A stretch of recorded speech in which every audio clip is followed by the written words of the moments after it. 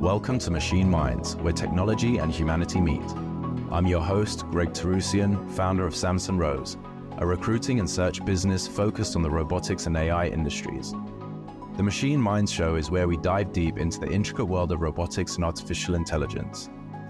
As a staffing industry leader with a passion for the frontiers of technology, I'm pleased to be bringing you intimate conversations with the founders, investors, and trailblazers who are at the heart of the AI and robotics revolution.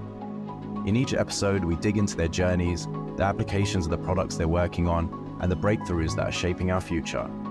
Join us as we explore how these machine minds are transforming the way we live, work, and understand our world. Whether you're an entrepreneur, a tech enthusiast, or just curious about this amazing field, you'll learn something new with each episode. Let's delve into the extraordinary. Let's delve into machine minds.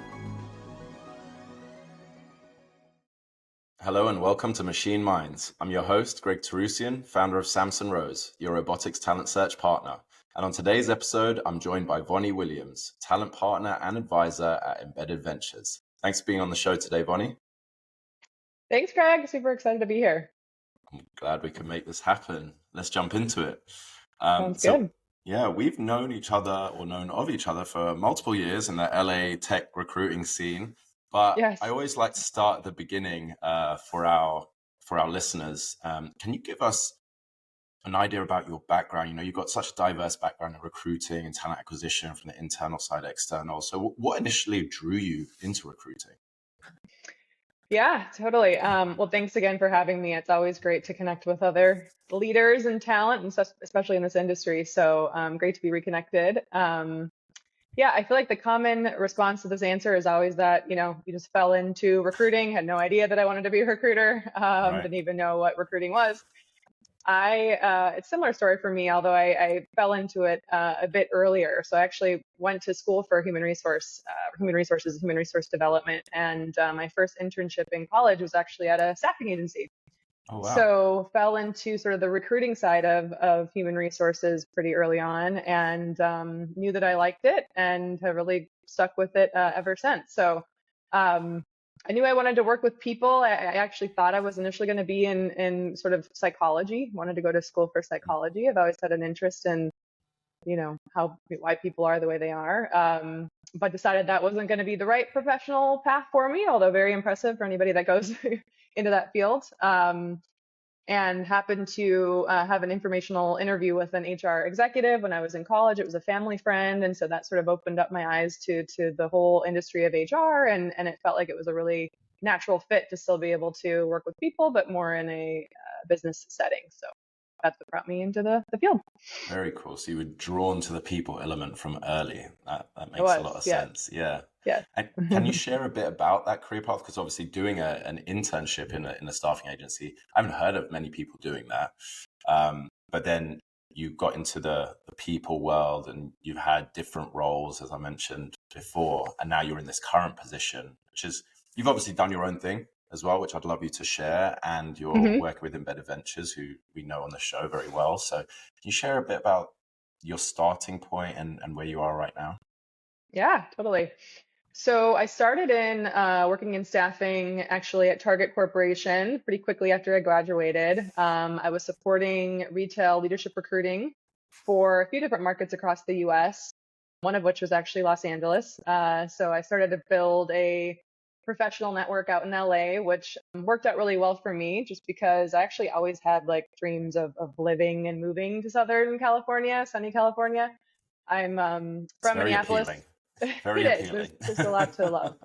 I'm from the very cold Minnesota north also, and have never been a winter person. So, and it's a funny story. Actually, a friend of mine won a trip out to LA in college on the radio, and she brought me out there with her, and we had a full weekend covered to go see a movie premiere. They put us up in the Beverly Hilton, and it was like the star-studded weekend. Wow. And so I feel like since that point, I was like starry-eyed the whole weekend, and I feel like the seed was planted.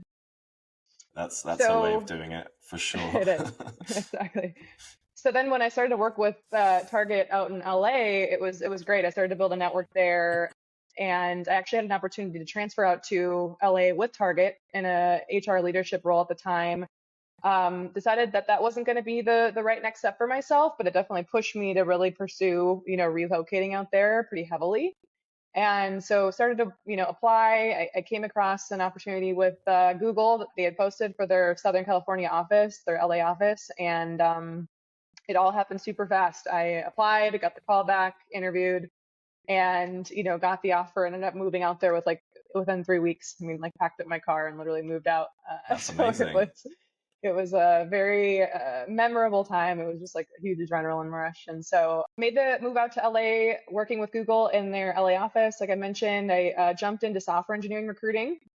And this was my first sort of foray into tech recruiting, my first glimpse into like Silicon Valley, Silicon Beach, and the whole world, of the industry. And it was a really great experience. I mean, I obviously learned a ton from some of the best recruiters.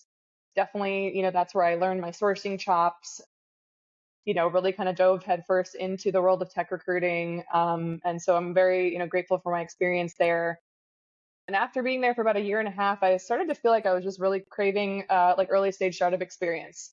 After being, at two large corporations, I was really wanting to get in with an earlier company, a smaller team, get more of a well-rounded role, well-rounded experience. And so came across an opportunity with the Honest Company and ended up making the move over there, which was so exciting. I mean, I've always been a fan of the brand. I still use their products to this day. And I joined them as one of their first few hires on their people team. So it was Series C. I was with them Series C through essentially pre-IPO. So I was with them for about 4.5 years.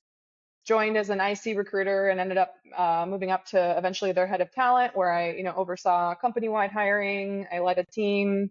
I led executive search. I led culture programming, and then I eventually moved into an HR business partner role as well. So that was a really, well-rounded. I feel like I had a ton of opportunity to do a bunch of different things at Honest, and it was a really, really great experience. I'm really fortunate to my leaders there over the years.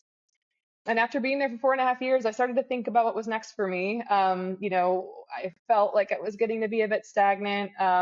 Just thinking about how can I continue to challenge myself. I was looking for personal reasons, looking for more remote flexibility. This was pre-pandemic, and honestly, I had managed our recruitment partner relationships, even if it was for like temps at Honest, working with the exec search firm. And I feel like I got a sense of sort of the good and the bad even through that experience. So I was like, what if I went and did things on my own? And I did. I took the leap and I did it. And so I've been running my own firm now for about 4 years. And that's actually what led me to the role with Embedded, working with the Embedded team. So Jenna and I met while I was still at Honest. Jenna Bryant, who's the CEO and co-founder of Embedded. I know you've met Jenna. Um, she and I met, and she ran her own recruiting firm, for I think Hmm. close to 10 years. She's very good at what she does. She was recruiting for early tech teams, Snap, Oculus, back then. So she had a ton of success, and she was honestly a really instrumental like mentor and partner to me in giving me the confidence to make the leap. I owe so much to Jenna. She was my first client at her previous VC firm, actually, prior to founding Embedded. Wow. And she's just, she's just has had great success. She's a super just good human, and I'm so grateful for her. And so when the opportunity with Embedded popped up, I obviously jumped on it. Yeah, I so love that that. brought me to my role here today. Very cool. Thank you for that background. Wow. Yeah. I mean, those are some great brands to work for. You must have seen so much in that time. And it sounds like that role at Honest, which is where we knew each other from, it was Yep. so well rounded, right? Starting in Yes. recruiting, seeing that scale, ending up leading a team, and then going on to the HR side of things. Great foundation, great building blocks for a career. So that's awesome. And, Right. 4 years at a startup is like 15 in a big, large organization with the slow moving. So drinking from that Totally. fire hose. Really Totally. cool. Really cool. And that Yeah. was the Google time. That was their Venice office. Is that right? Their Venice office. Yeah. I moved Yeah. straight out to LA and worked right in their Venice office, which That's was so cool. not a bad experience. Not a bad place to be. Yeah. Not And a that's bad place. just around like a Silicon Beach kind of phrase and term coming in and that getting around. Totally. Yeah. Really cool. Yeah. Awesome. So now as a talent partner and advisor for Embedded Ventures, what does a typical day look like? And yeah, actually, before we jump into that, I'm really curious, obviously now your role is very much in the hard tech space. So you've Hmm. done the retail side of things, the CPG side of things. Um, Now you're just purely in this hard tech environment, which is it's different, isn't it? Right. And now it's Hmm. getting this light shone on it. How does that look, and what kind of drew you to that? Yeah, honestly, the change was really the opportunity to work with Jenna at the time. Mm, Again, I really quickly was able to partner with her on some searches for a few of her companies with her prior, former VC, which is another deep tech firm. But, with that, obviously the opportunity to work in hard tech, it's super interesting and fascinating. What these teams are accomplishing, the novel technologies, disrupting so many industries. It's just crazy. I think I just read a stat that it's like next year it's set to be, 500 billion worth of, deep tech solutions. There's just so much wow. going on. And so I feel like I was really, really excited to dive headfirst into a new industry. It was a big switch from recruiting for, CPG, baby and beauty products to then, recruiting for robotic startups. But I was really excited to kind of really mentally make that shift and dive headfirst into this industry. So I'm really glad that I did. That's so cool. And you've done it before in your career as well. So, when you switch Right. industries and everything like that, it's like it almost reinvigorates you. And then you just working Totally. super hard to understand it all and be as good as you were in the previous industry in this one. That's cool. And then, so what does Totally. this role look like for you typically on a day to day? Yeah. So the talent partner role with VCs definitely it varies, by VC, and I would say it's not the norm for a VC of embedded stage and size to have a talent partner role. So Jenna and Jordan, our co-founder Jordan Noon, it was really important to them to prioritize having talent support like from day one. We know that having the right team around you can make or break the success of any startup. So Right. really being able to be hands-on and supporting in the key area of talent from day one is something that was really important to the team. Jenna Jordan, our operating partner, Mandy Vaughn, we've all been sort of former operators and have seen just the value of really having strong people and people processes in place from early on and the difference Mm, that can make. So my role is sort of twofold. I work with our teams and actually support, searches. So supporting on candidate search, strategic search. I've scaled up one of our team, Zoo, which Embedded actually founded and incubated. I believe you met Jess as well, Zoo's yeah. CEO and founder. Yeah. Yeah. Her episode's coming out. Well, it'll be out before this one. So it actually gets released this week. So, Oh, perfect. yeah. Okay. Jess is fabulous. She Yeah. is such a stellar engineer. We scaled their team up from one engineer to now 12 full time, and several contractors. I've also placed a couple of the first in heads of recruiting for a couple of our teams. Certainly have supported on various engineering roles. So helping where I can and hands-on candidate search, and then also acting in like a fractional, almost like head of capacity where I can help on more the process, Mm, side of things, process and system side of things. So how do you think about your talent strategy and who you're going to need and by when, and based on your product strategy and roadmap? How do you interview? How do you onboard? right. What are the systems that you do have in place? How do you keep your people engaged? How are you paying them? Like, what's your strategy with your compensation? So all these foundational aspects of building a team can definitely kind of help and lean in and help there as well. And it depends because our teams vary, right? We have founders that are maybe newer to the world of people and talent, at least learning, yeah, leading and scaling teams. Hmm. But then we have others that have been in the industry a long time. They have a lot of experience leading teams. And so our goal is to sort of meet them where they're at and really provide support wherever we can That's to be most awesome. helpful. Yeah. Yeah. I do similar because I work with some really early stage startups, and I feel like that internal experience that you've had, and obviously more leaning on the HR side, is so valuable for these, seed series A companies when they don't Hmm. have either it's usually you don't prioritize a HR head or a recruiting head early on, right? You're focusing on your Right. engineering and maybe Totally. your sales side of things, but having Right. that as an extra value add from the embedded side instead of just a check is so important. And Totally. it's, for first-time founders, it's such a misstep if you don't prioritize like candidate and employee experience, and then what onboarding looks like, and phasing the right hires at the right time throughout the year, or that funding round, because Right. opportunistic hiring and bringing someone on just because they were introduced to you is cool, but if you don't have the work for them, they're going to leave, and things like Yeah, that. totally. Yeah. Yes, there has to So, be some strategy and you have to be methodical about it, for sure. And of course, yeah, at the early stage, you have considerations of your budget mhm. and, what's going to be right for you now versus as quickly as 6 months, 12 months down the road, things can change. So you just have to really be, mindful about all those things, of course, too. But For sure. How do you split your time then? Is it kind of just like on an as needed basis, or if there's, hey, we just invested in this company, you just dedicate your time to what they need for now, or do those portcos come to you when they have a need? yeah, it really depends. I would say it's as needs pop up, from the get-go when we make a new investment, of course, we make our support known, our talent program known of what we can do, how we can support them. And so some of it is, yeah, right away we're jumping in to help pipeline or network for these teams, actually take on a search.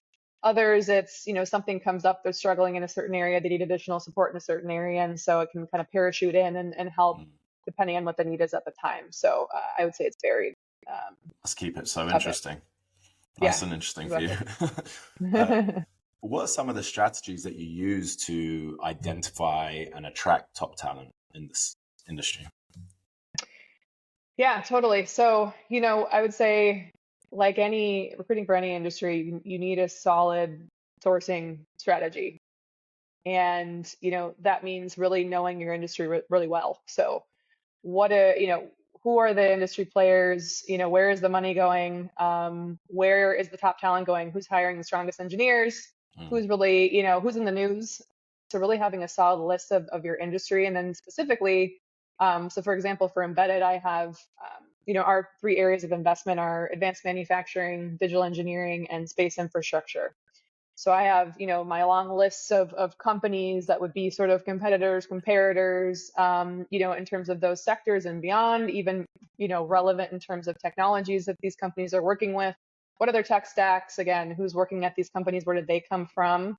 Mm. Just kind of have a solid list in terms of then how do you build a solid pipeline of people to reach out to and contact. And it might be for a specific role, or it might just be more opportunistic, where it's like, hey, we just want to get our product out in front of really really strong talent. Spread the word about what we're building, the team that we have in place.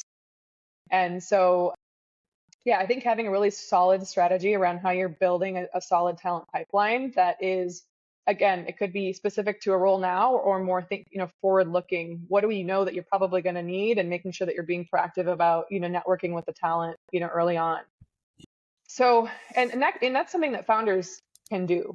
Teams can do that. It takes some time to focus on it, of course, and that's where we can come in to help in some of these areas. But I would say it's really important for the founders and the teams to be pretty involved in this, at the early stage, and certainly as you even scale beyond that. But leveraging your networks, your founders' networks, of course, your technical teams' networks, picking their brains about the technology, as well as how do we get in front of people like you, where are the communities of talent?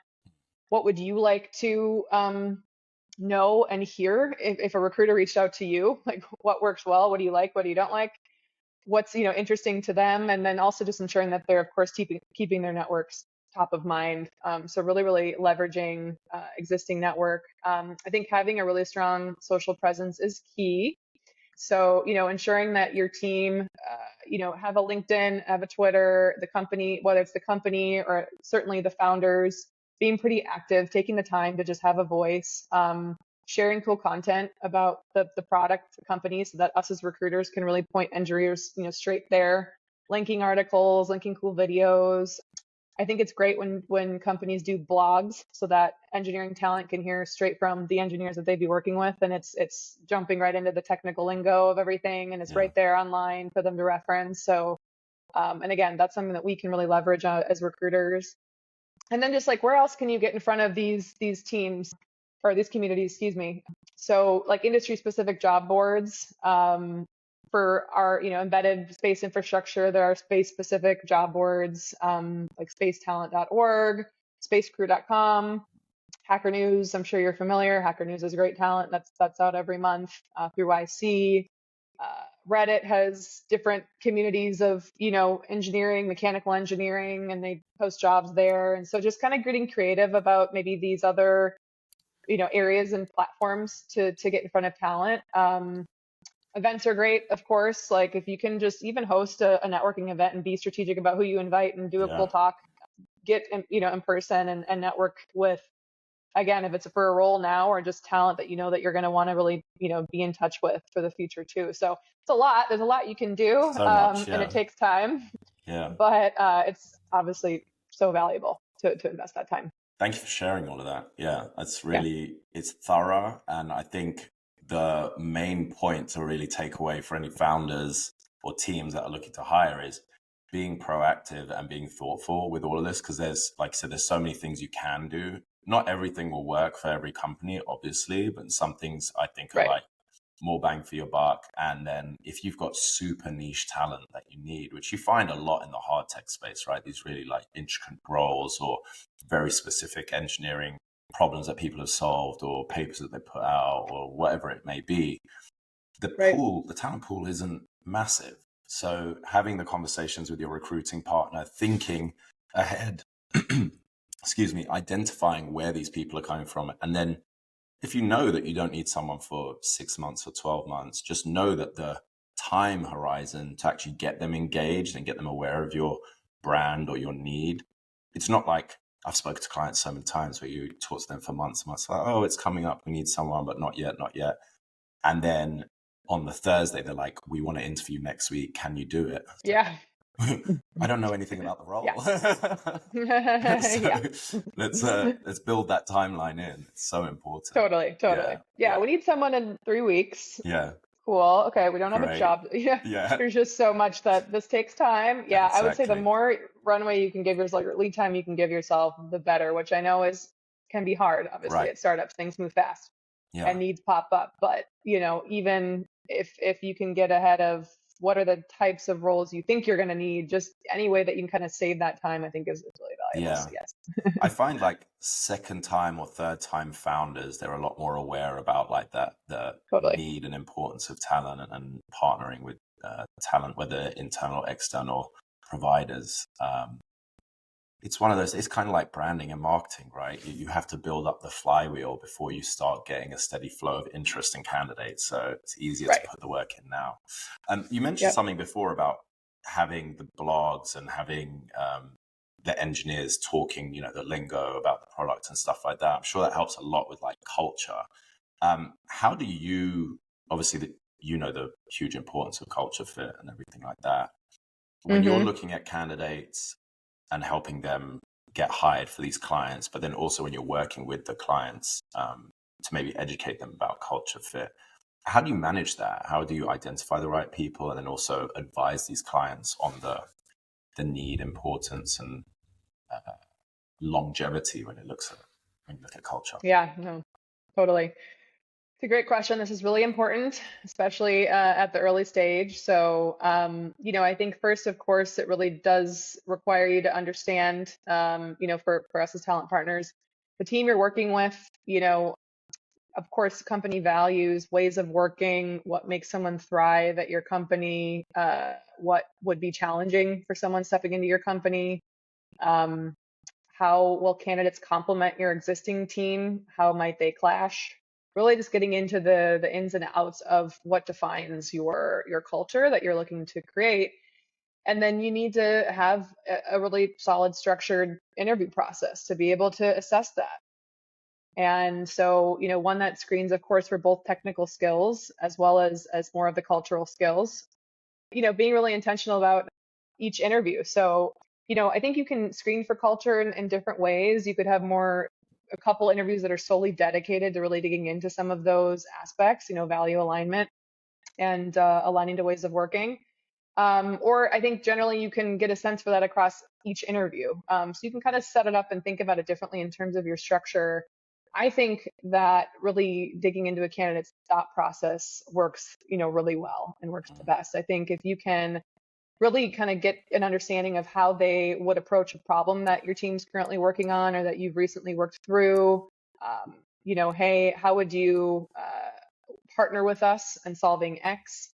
How have you solved X in the past? Or, just to kind of really understand what are their behaviors or how would they approach a situation and how well does it align to the behaviors that you're really, driving in terms of your values. Yeah. So yeah, both are it's really important. I'm curious, this is something that just like popped in my head because I've used them and shied away from them in the past. But do you ever use like psychometric testing or anything like that? Or what's your thoughts on those? There's obviously so many different options and some lean heavier to one type of result than another. But what's your thoughts? Yeah, it's a good question. I know some companies and teams really like to use them, feel strongly about using them. I know a few of our teams in Embedded's portfolio have incorporated them into their process. I think others really prefer to just, focus on having really solid structured questions that are really specific to, company, needs, role specifics, culture.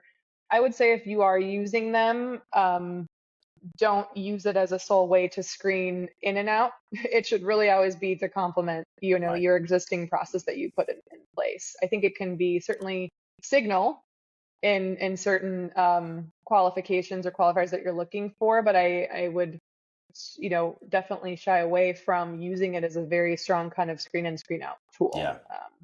What are your thoughts? I'd be curious. I agree 100%. I mean, I speak to companies as well that just live and die by them. And I'm like, why? It almost sometimes it sounds to me like they've had a great sales pitch and then they like their results. So they just always come with them. But I mean, I see a ton of value in it. Don't get me wrong. I've used a huge amount of them. And one that I really like, I would provide to clients as well. They're called McQuake. So you get the client to do a side and then the candidate to do a side. But the client's one is every stakeholder for the role does it with the view of the position they're trying to hire in mind.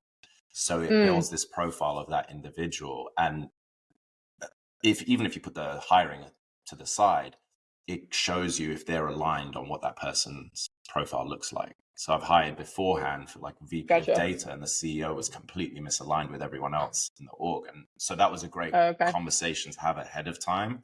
So then when we went into the interview process, so there's value, but I always encourage them to use it as a data point. It's not a decision-making factor, right? It's good talking things. Maybe it gives you something to probe into a little bit more, but your interview structure, your interview process, any other assessments you might have or presentations, those are so much more valuable, I think, than that, because there's other factors, right? The team you work with, the product you're working on, the industry you're in.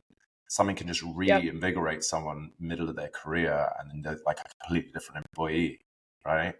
Or they've made that shift to leadership now so that you're going to get a different read. So it's a good data point, but it's not be all and end all, I would say. Totally. The data point. Yes, it's so true. I like presentations as well. A couple of our teams do presentations. I think that's a great way to, you can learn a lot. And there's different things that you can have them present on. Again, it can be past work where you can sort of give them a little bit of a prompt to be prepared to talk on. But either way, I think you can learn a lot from them too, for sure. I also find that they're really cool if a company is very culture driven, because you can tell them, put 2 slides just about you. Outside of like who you are, how would you talk about yourself? And then if people are like a very small, tight-knit team and that's a big thing for them, and you want culture add or culture fit or whatever, you can get a lot from that too. Totally. So, I'm a firm believer, I'm sure you are as well, that company success really hinges on the type of talent that they hire and retaining that talent, which is crucial, right? But from your experience, how crucial is it in having really strong teams at that early stage for a hard tech startup or companies in general? It is. There's no question that people are the key to really unlocking business performance. If you want to be successful in your industry, if you want to compete with the others that are in your industry, you need to have a really solid team around you to really drive your product vision forward, and that requires having obviously a clear vision, a clear product strategy, the defined culture that you want to create, which certainly can evolve over time.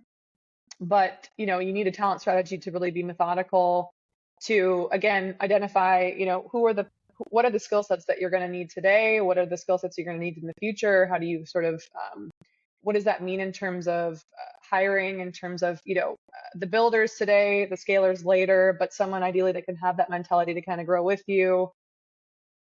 And as much as you can, we kind of already talked about this, like give yourself that ample time to be proactive and prepared of what you're going to need to ensure that you're not falling behind on key milestones for the business because you have a gap on your team that you haven't been able to solve. So, just be very thoughtful, intentional about your plan in terms of hiring, but then also it's not just about hiring the talent. You need to really have a thoughtful employee experience, be really intentional about how you're keeping them engaged so that they want to stay at your company for the long haul.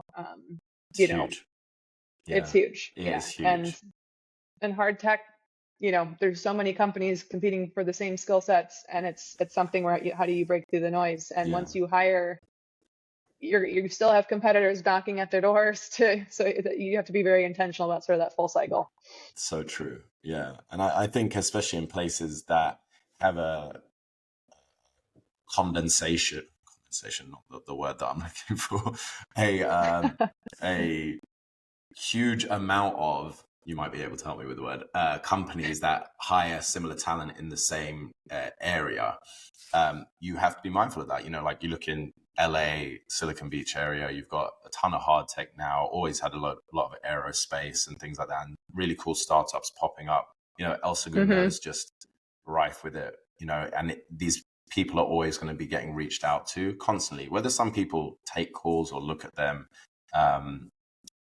is a different matter. But if you're not engaging your talent, if they don't like the work that they're doing, if they're just sitting there twiddling their thumbs, they're definitely going to have more time and want to look outside. And then you spend all this time hiring someone and they leave within a year, and knowledge loss, the ripple effects of that, it's just avoid definitely ripple effects. Yeah, it's super critical. It is. Are there any examples? Was it concentration? I think it was the word concentration. There we go. Thank you. Condensation.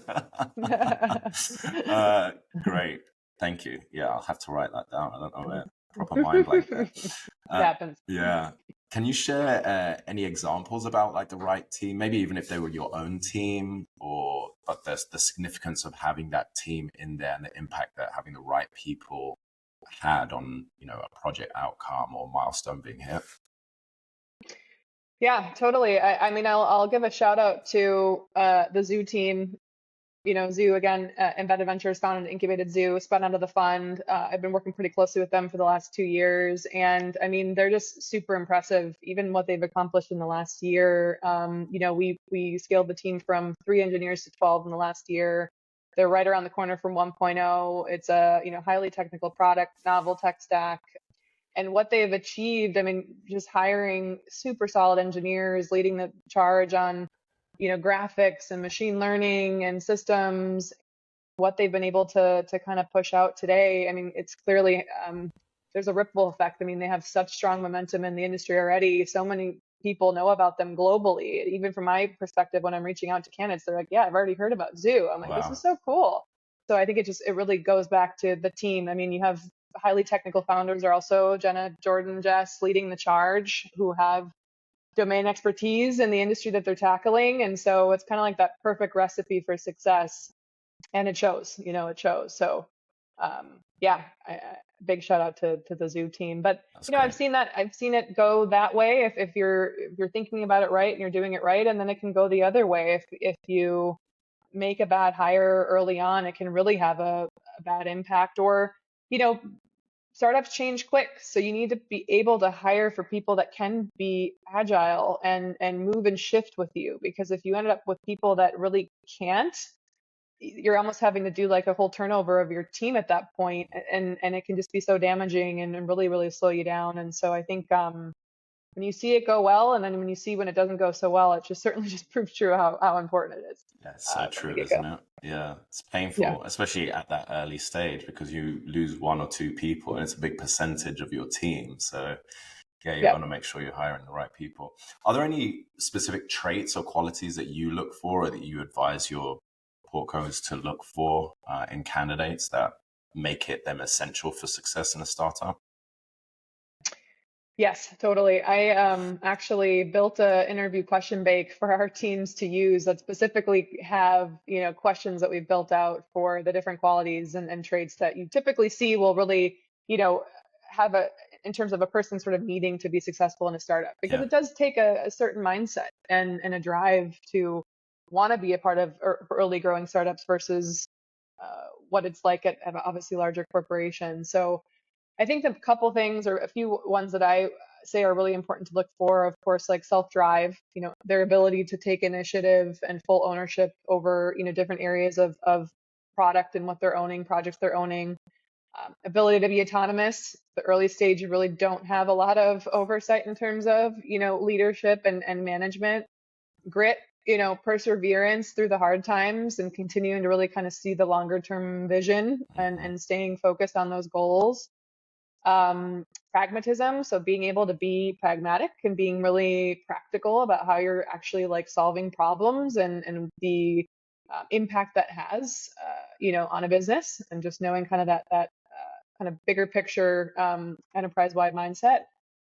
Like comfort with ambiguity, obviously, as things are changing, someone that can kind of be unflappable hmm through those times. And just of course like accountability, ownership of your, what you're owning, priorities, how that impacts your teammates and the broader business too. So those are just a couple call outs, but I feel like, all of those are pretty critical. super critical. I love that. Excuse me. The comfortable with the ambiguity thing, I think I don't want to brush over it because I say the same thing all the time, but how do you Yeah.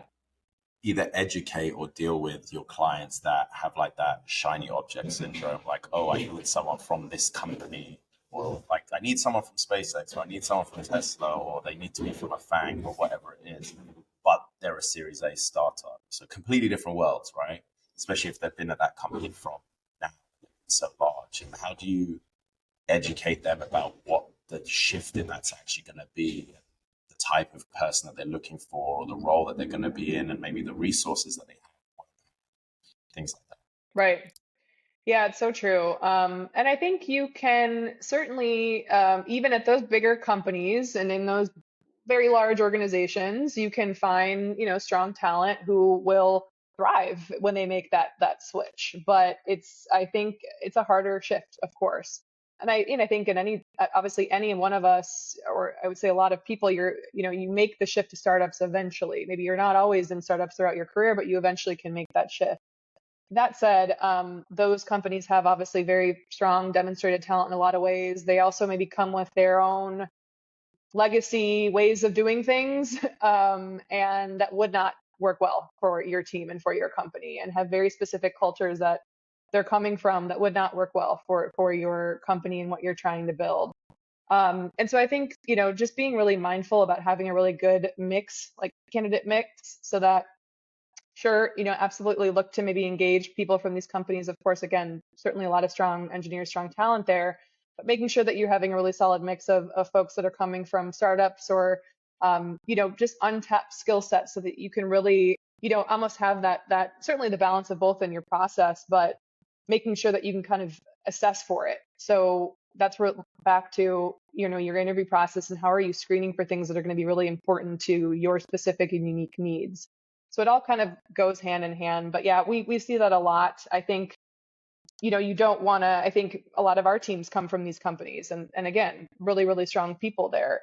But I think it just goes back to diversifying and ensuring that you're being really thoughtful about what it is that your company is today and where it's going and knowing like how to assess for that. I think that's where like some of the situational type interviewing, the presentations, and some of that work throughout your assessment can be really helpful to give them really specific examples of what they'll be doing with you and how they'll be working with your team specifically. Kind of a long-winded answer, but No, it's great. that answer your question? Yeah, 100%. And I mean, it is really about that interview process, right? And having that dialed in and knowing what you're looking for and why, Right. instead of just the brand name, which is Totally. sometimes what people go after. Totally. And I think also a part of it as well is educating clients and companies, making them self-aware and their position in the market. I had a client, not naming any names, they would only look at people from Tesla and Nvidia. And they're like a seed stage company with a cap on salary and, you know, ISO stock and things like that. And I'm like, well, you're trying to go after two companies that are literally, and this was when they're both just going crazy. I mean, Nvidia still is. Stock price, what they're working on, in the press, all of that stuff. I'm like, how are you going to attract those people? What's going to pull those people out? And how are you going to compete? You know, because everyone wants them. So talking through some of that, it's like, we're obviously going to focus on hiring from them for you, but part of the engagement is making you aware of what that looks like in the marketplace. And then even when you do engage with that person, how are you actually going to hook them? They're not desperate to work with you.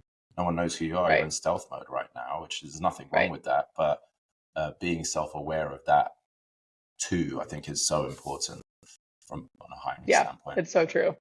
Yeah, it's so true. And then just, you know, identifying, being really clear about, okay, what is it about these specific companies? Of course, you know, it's specific technologies, it's a technical bar, you know, there's a lot of maybe the way that they are doing, like running their processes and things that can be relevant, but what else really is standing out? And where else can we find those qualities, you know? Why does it have to be these specific names? There's a lot of other cool companies, a lot of other cool places that have super, super solid talent that are going to be able to really translate that same exact, you know, experience to your team. So it's true. Most of the times they say, I know that our investors are going to like it, so when we raise our next round, it's good to show that's where the team comes from. I'm like, I kind of see that as well, but let's talk about your product. Anyway. Yeah, exactly. How do you balance that technical skill set with culture fit? I know we talked about culture for a second, but how do you personally view the importance of that balance? And then how do you help the companies as well balance that?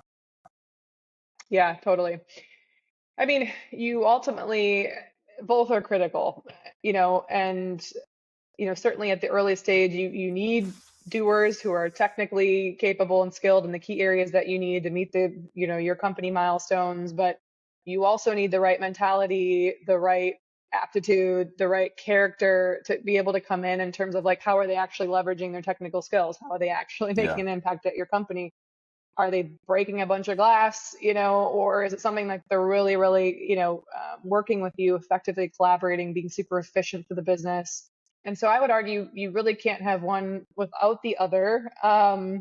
You know, I think for later stage teams, you can get around this maybe a little bit more just because, you know, you have more resources. Also, cultures sort of naturally evolve over time. But, you know, technical skills can be learned and sometimes relatively quickly, depending on the person and depending on what it is, you know, what the skill is to develop. But like, it's more of a mental shift. It can be, at least for, you know, certain cultural like values and alignment. So I think both are really critical. Yeah, true. Well said. Let's shift gears here and talk about industry as a whole. What trends are you seeing emerge in the hard tech industry right now, and how will those impact talent acquisition in the next few years? It's a good question. Yeah, I mean, of course, with and you know, I mean, I know you're obviously so familiar in this space in the industry. I mean, of course, with the rise of just, I mean, all the things in deep tech, rise of AI, of course, machine learning, quantum computing. There's a ton going on with climate tech, for space. I mean, with that, it just means that, you know, there's going to be a need, more and more of a demand for super specialized skills as we continue to kind of look ahead. And I think with that, it means, you know, being prepared for tech like talent shortages, truly skill set shortages, and how to be kind of proactive around that. And so, I mean, we're already seeing for AI talent, you hear about the big tech companies, they're competing and poaching from other companies with these insane comp packages. And so I think just companies need to be really thoughtful about, again, talent planning, partnering, and this is where obviously we can kind of come in and help, but partnering with universities, who has really strong R&D programs, engineering programs. You can uncover research papers to get a sense of kind of who's innovating in these specific areas. And also just think about really developing your own people. So rather than having to rely on going and recruiting externally, can you take the time and invest in actually, your own team developing these specific skills to then be able to grow with you, I think is so important. Yeah. So yeah, I would say just being kind of mindful about where the industry is going in terms of the needs of skill sets and then what that means for your specific company and planning. I think with talent, like talent teams need to be technically savvy. I think we need to be as talent partners really, hard tech is very novel. You need to be able to kind of dig into these products, speak the lingo, and also you're recruiting highly technical specialized engineers. Yeah. So you need to, I think it's really important that we're kind of digging into the industry and being industry experts as much as we can. And then I would say we need to be utilizing like our recruitment tech stack. We should be super efficient what we're doing and taking advantage of this exact technology in our own processes to make sure we're running a very well-oiled recruiting machine. Love that. So that would be in the areas of talent. And then the third I would say is just like work flexibility. So of course, being post-pandemic, candidates are still demanding flexibility. And I think in hard tech, of course, it can be more challenging when you're working with physical products. You have hardware where teams have to be hands-on, and we've seen this with our teams. But even with that, I think as much as you can be forward-thinking about your organization and how you are setting up, the team, how even if it's flexible hours, flexible locations, hybrid mix, whatever that might be, to really be able to open up more candidate pool, diverse candidate pools for you is really going to be to a company's advantage. Yeah. So that's really yeah, great. Curious your thoughts. Yeah, no, I love that. I mean, something that came to my mind as you were saying that, especially as you go into these much more specialized needs and the pool looking smaller, you're going to find engineers and talent that are going to have like the foundation of what you're looking for in a person, but maybe they haven't worked on that particular problem. I wonder if there's a space for people prioritizing or budgeting for internal upskilling and education, like focusing more on L&D, having like their own mini specialized courses within engineering, because you might have worked with someone in a transportation company previously that hasn't worked on your application, but they're a great engineer. And like you said, people can learn that stuff. What do you think? Yeah. Oh, I think that's going to be very critical. And I think, of course, again, at the early stage, resources might be tight. And so I think just being realistic of what you're going to be able to do. But of course, if you're hiring for aptitude and you already have a solid performer that you're confident, like, hey, if we just invest in, it could be, something internally that you put together. It could be, an external course, whatever it might be. There's obviously a lot out there. But I think that can go a long way and actually be probably faster when instead of going off and kicking a search and then you're competing for how many of the same, up against the other big tech companies that are also hiring these exact, skill sets. 100%. So yeah, I think the speed's an element, cost is also an element, and then engagement and longevity of that employee timeline. Because if you've taught them that and invested in them, they normally have more of commitment to the cause in a longer term viewpoint. But if you're just going to be headhunting from everywhere else, they're getting the same calls, right? They're getting the same outreach. So love that. Yeah. Okay, cool. And we obviously come from the same space-ish in the talent side. Do you have any advice for someone looking to enter the field? We all just fell into it. But I'm sure in time people are going to be a lot more focused on or proactive with looking at getting into this, because it's such a great career path in my opinion. And obviously I'm biased, but I think it gives you so much. Is there anything that you would give from advice for people looking in talent in general or getting into the hard tech space? Yeah, I mean, talent acquisition it's fun. It's not for everyone, I don't think, but it can be super rewarding, super lucrative, in terms of, and if you do it well, you can have huge success. So I think like I've said, I mean, and I've loved it. Of course, I've stuck with it my whole career at this point. But, I think, like I've said, you really have to have, industry knowledge, be able to go pretty deep into the industries that you're recruiting for. And, certainly in deep tech, it is, very, specific, specialized, again, sort of next frontier technology. And so I think just having an interest, taking the time to really dig in to understand, who are the players, again, where's the talent going, where's the money going, follow companies and their founders on LinkedIn, on Twitter.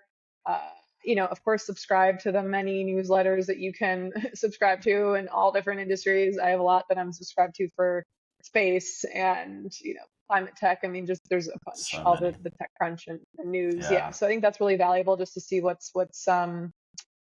going on. Another one I'm on, I don't know if you've heard of this, is the Stealth Startup Spy. So it actually will track like news about talent that are out stealth startups that's and cool. what they're up to. No, I haven't. So yeah, so just kind of keeping up with the industry. And then of course, as you're digging into the industry and then also starting to talk to really specialized engineers and talent that you're recruiting for, take the time to dig in so that you can really be able to hold obviously productive and pitch these engineers to really kind of get them super excited to come work at the company that you're recruiting for. And that takes researching. You need to be able to dig in and know what the technologies are and how does that compare to what they're doing, and really be able to dig into their motivations. And so I am not an engineer, but I do take time to really learn the technologies that I'm recruiting for and profiles I'm recruiting for to make sure that I'm successful in those areas. So I'd say those are the main. Definitely specific skills that you need in recruiting in general, for sure. I find like a big part, again, I'm not technical, I'm not an engineer, but when you know the questions to ask a founder or a hiring manager, sometimes they don't even think about it. I do this a lot in my intake process. Like, how can we, I'm not positioning it to how can you sell an opportunity to someone, but I'm like, well, tell me what's special about this. What does the career path look like? What's next in the role? Basically, you're pulling out USPs, really.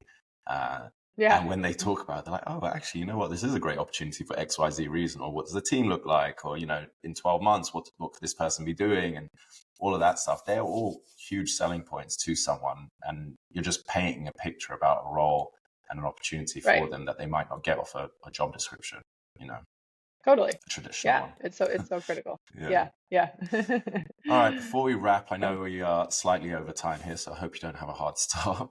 Oh, no, I'm good. Good stuff. So didn't even realize it's so easy I love having this conversation. Me too. Me too. This is the first recruiting focus one I've had. So I could keep going. We might have to do a round two. Me too. Yeah, exactly. What keeps you motivated and passionate about the work you're doing in talent acquisition and in the hard tech industry? Yeah. For me, it's just like seeing what's possible. I think when you see what these teams are capable of, just, with the right product vision, leaders, leading the way, the right team in place, what these startups are able to accomplish in these short periods of time and like where they can go. It's just like so fascinating to me. And of course, in hard tech, there is just so much, there's a lot of amazing, cool work and technology to learn about. And so I think there's always something new. There's always something like new and cool going on. That's really exciting for me. And I think I love getting to talk to super smart people every day. And I'm certainly not the smartest person in most rooms. Like, you're just constantly learning from, super, super smart people all around you. So for me, that's just always so fun, so rewarding. I love that as well. I love it. Yeah, it's so cool. Yeah. Sometimes when you share conversations with friends or family and you're talking about like the type of people that you're working with or supporting or the work they've done in the past, like totally, this person worked on the Mars rover and this one, and you're like crazy. Really? And they're talking to you. I know. Yeah, right. Oh, it's so cool. Wait, what do you do then? So funny. And looking back on your career, is there one bit of advice that you received that's really stuck with you and influenced you in your professional journey? Yeah, I would say somewhere along the way, one thing that stuck with me, and I was like trying to place where exactly I heard this, but I think it's mainly just looking at everything like it's a learning experience. Nice. So I feel like I've been like a yes person a lot with opportunity that comes my way, even if it's just like a task to take on that someone else doesn't want to do. Because you're adding that, knowledge or skill set to your quote unquote tool belt.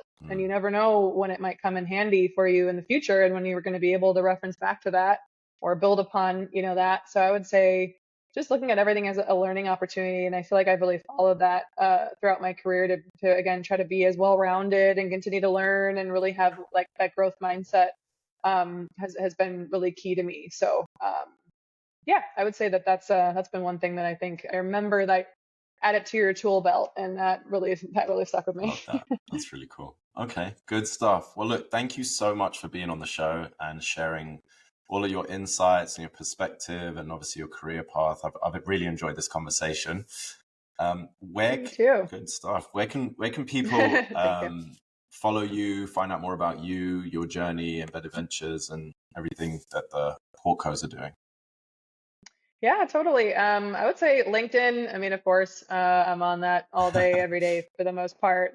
So get in touch with me on LinkedIn. I can even happy to share emails. I've got several emails that I'm managing, several inboxes that I'm managing. But certainly my embedded ventures email, Vonni at embedded.ventures.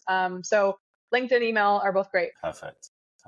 Well, thank you again. And I'm excited for this one to come out, and we'll keep in touch.